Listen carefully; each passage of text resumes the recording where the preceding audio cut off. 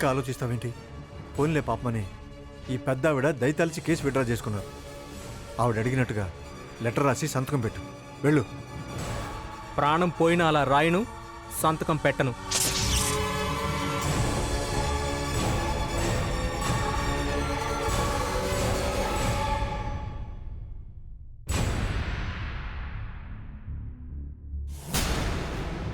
నీకేమైనా మెంటలా?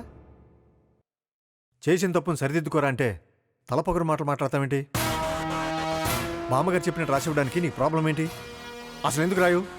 అపర్ణ నా లవర్ కాబట్టి.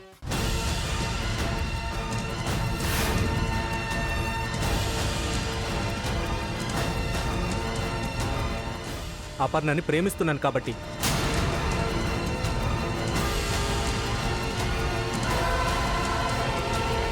ఆమెను వదిలిపెట్టే ప్రసక్తే లేదు కాబట్టి. ఏంటే నువ్వు మాట్లాడేది? అవును సార్, నేను వెంటపడి వేధిస్తున్నానని చెప్పబడ్డ అమ్మాయి నేను ప్రేమిస్తున్న అమ్మాయి. ఆమె నా లవ్వర్. అందుకే నేను వెంటపడుతున్నాను, ఆమెతో మాట్లాడుతున్నాను. ఇక మీద కూడా మాట్లాడతాను. కాదనటానికి వీళ్ళెవరు? లెటర్ రాయమంటానికి వీళ్ళెవరు సార్? ఏంటండి ఈ పంచాయతీ? మాకు మీరేమో వేధిస్తున్నారు, అలర పెడుతున్నారు, మా పరువు తీస్తున్నారు అంటున్నారు.